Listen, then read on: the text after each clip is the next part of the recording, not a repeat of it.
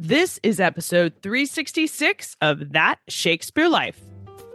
Just like the work of William Shakespeare, That Shakespeare Life is powered by our patrons. Listeners just like you can support the work we do here and access special insider extras when you sign up to be a patron on Patreon. Learn more and sign up today at patreon.com/thatshakespearelife and stay tuned after the episode for even more details.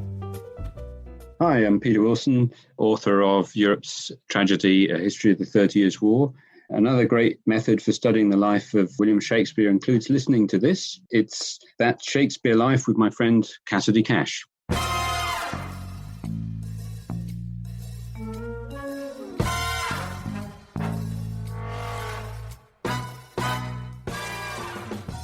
Well, obviously we're speculating, but the basic answer is he probably didn't know. I would be surprised, to be honest with you, if this was something his parents discussed with him. I can't know that for sure, but I doubt that anybody found it a particularly big deal. Welcome to That Shakespeare Life with Cassidy Cash. Cassidy believes that if you desire to successfully learn or perform Shakespeare's plays, then understanding the real life and history of William Shakespeare himself is a must. That Shakespeare Life is the podcast that helps you go beyond the curtain of some of Shakespeare's most iconic works and explore the world of early modern England as Shakespeare would have lived it, learning from the writers, historians, and performers who know it best. And now, here's Cassidy. In Shakespeare's play, Antony and Cleopatra, Cleopatra declares, "It is my birthday. I had thought to have it held poor, but since my lord is Antony again, I will be Cleopatra." This quote indicates that she was relieved to be marking the occasion in a better way. Julius Ceasar similarly declares in Act 5, "This is my birthday, as this very day was Cassius born." In Pericles, the First Fisherman says, quote, "He hath a fair daughter, and tomorrow is her birthday." That comes from Act 2 in Pericles. In Shakespeare's Hamlet, Marcellus talks about celebrating our Savior's birth with singing. Other references to the day of one's birth show up in Henry VI, Part 2, when the Earl of Suffolk talks about having a cunning old man calculate the day of his birth. And later in the same act, Cade talks about how his father was ignorant of both his birth and parentage. All of these mentions of birthdays, their calculations, their celebrations, has me wondering what exactly birthdays were like for Shakespeare's England. We always celebrate Shakespeare's birthday in style around here. We bake a cake and we acknowledge his birthday. We put out images to say, hey, congratulations, Shakespeare, on another birthday. But would the bard have actually celebrated his own day of birth? Or what would that have been like for the 16th century? For anybody, all the way from the peasants up to the royalty, what would birthdays have been like? To find out, we've invited one of the authors of the article Debating the Birthday, Innovation and Resistance in Celebrating Children, Peter Stearns, to the show today to help us explore the history of marking a birthday with cakes, gifts, and gathering of friends. Would this have occurred for Shakespeare's lifetime? Let's find out right now on That Shakespeare Life. Dr. Peter Stearns is a professor emeritus of George Mason University. Stearns was the chair of the Department of History at Carnegie Mellon University and also served as the dean of the College of Humanities and Social Sciences, which is now named Dietrich College of Humanities and Social Sciences at Carnegie Mellon University. He also founded and edited the Journal of Social History, and while he was at Carnegie Mellon, he developed a pioneering approach to teaching world history and has contributed to the field as well through editing and the Routledge series. He's contributed to themes in world history and is known for various work on the nature and impact of the Industrial Revolution and for exploration of new topics, including the history of emotions.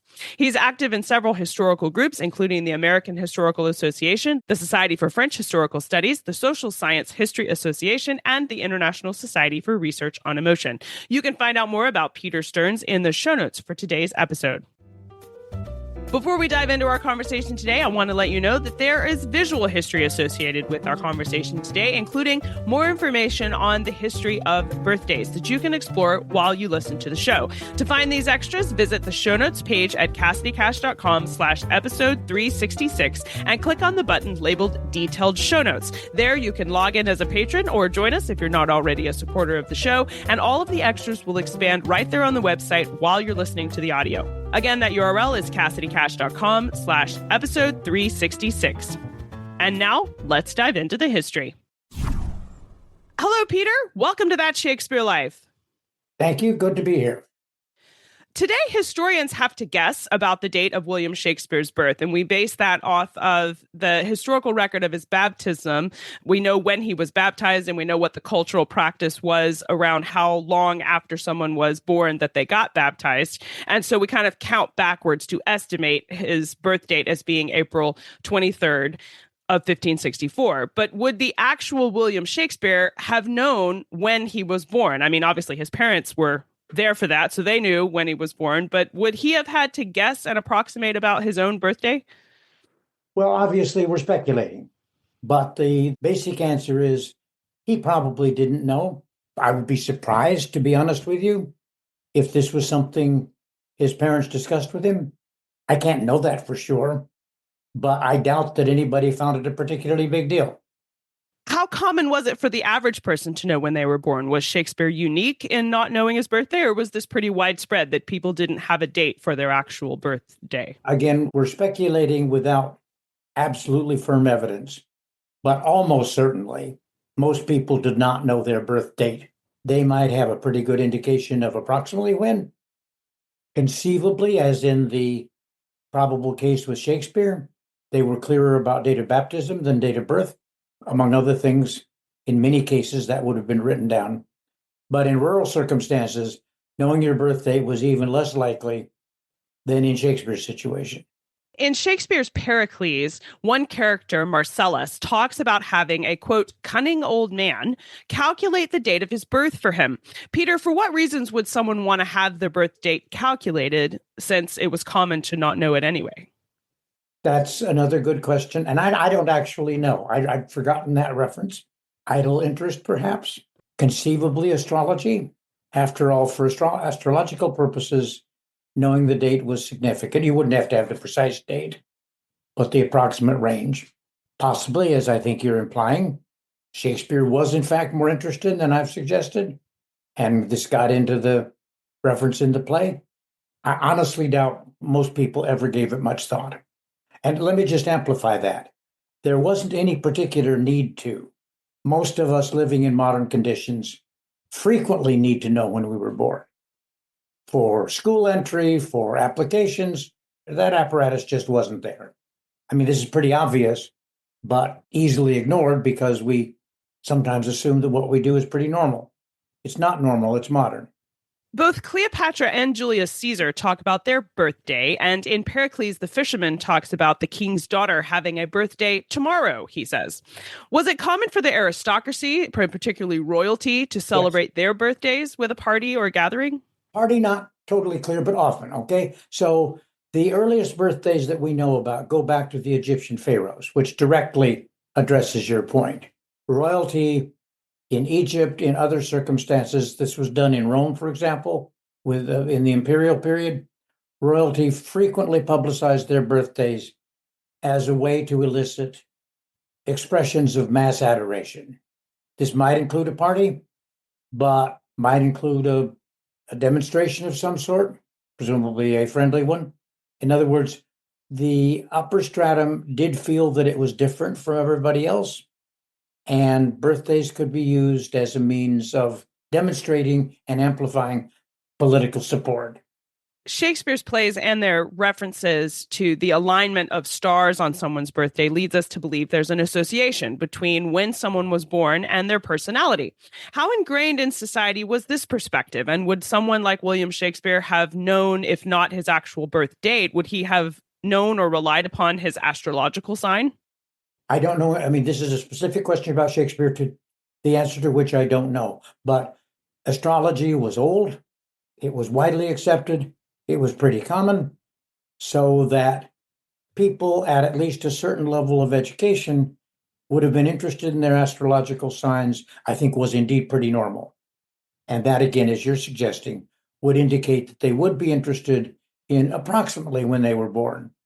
They wouldn't necessarily pay any attention to the specific date, nor would they necessarily celebrate. Well, what about gift giving for birthdays? Would someone have been given a gift for the anniversary of their birth, perhaps at the royal level? I mean, would Queen Elizabeth, for example, have been given birthday presents? The best guess answer is not too likely. In the first place, in the case of English royalty, we know pretty clearly when a tradition of royal birthdays was established, and that was in 1748. That's the time at which Parliament passed a law indicating when the official royal birthday would occur. In the British case, it had to occur while there was some vague hope that the sun would shine, which meant, sometime in May or June. Before then, no particular indication that British royalty had paid much attention to birthdays one way or the other. Again, I can't sit here and say Elizabeth would not have been acknowledged in some way, but it wasn't a particularly prominent practice. So in terms of things like birthday cakes or even royal birthday celebrations, were these simply not done for Shakespeare's lifetime? Like neither of the monarchs that he lived under would have marked or used their birthday in this political way that you're suggesting? Not that we know of. Again, that began to happen in the 18th century. And birthday cake, I can be even more vigorous on this one. Birthday cake didn't come into the picture till the Germans got involved. Well, there we go. The German monarchs had a tradition of Kinderfeste and had a more elaborate baking tradition. And they actually are one of the reasons that the birthday began to work into English and ultimately American practice. And that was much later than Shakespeare. That was obviously later than Shakespeare. That's too bad. I feel bad for Shakespeare that he didn't get to celebrate his birthday, but of course we can celebrate it on his behalf.